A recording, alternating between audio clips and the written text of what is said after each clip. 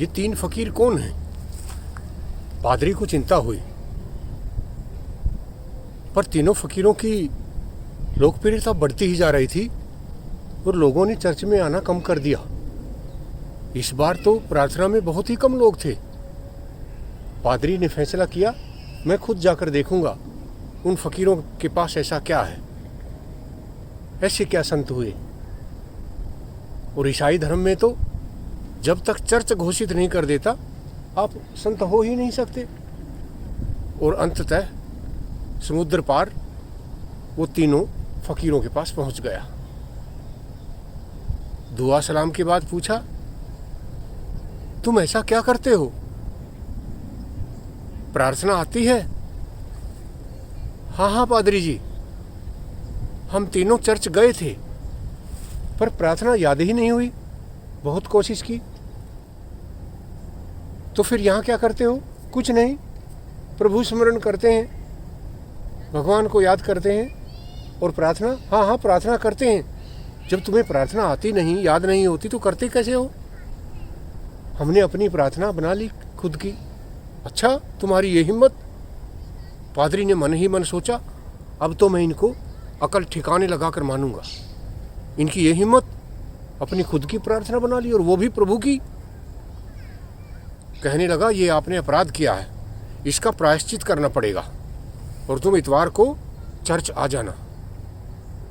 तीनों संतों ने कहा, हाँ बिल्कुल आ जाएंगे, पर आपसे निवेदन है, हमें प्रार्थना यहीं अगर 1-2 बार सुना दो तो हम याद करने की कोशिश करेंगे।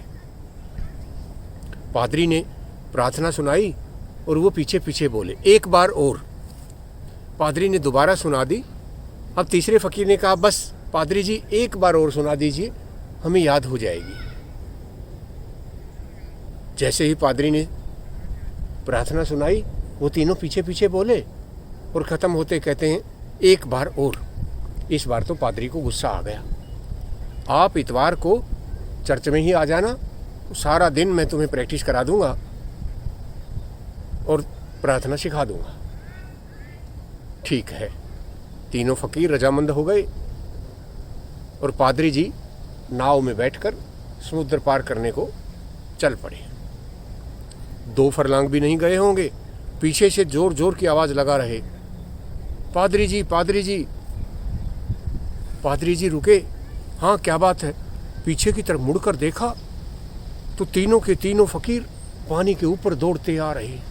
ये क्या? पादरी अचंभित रह गया। नाव मोड़कर वापस लाया और संतों के चरणों में लेट गया। ऐसी कौन सी प्रार्थना तुम करते हो, मुझे बताइए। पादरी समझ चुका था ये कोई आम संत नहीं है। अनुरोध करने पर फकीरों ने बताया, हम मात्र 3 शब्द की प्रार्थना करते हैं, प्रभु मदद करो, बस यही हमारी प्रार्थना है।